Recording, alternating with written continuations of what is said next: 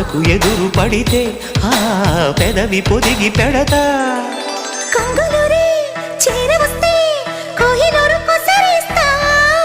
నడక మిడిసి పడితే ఓ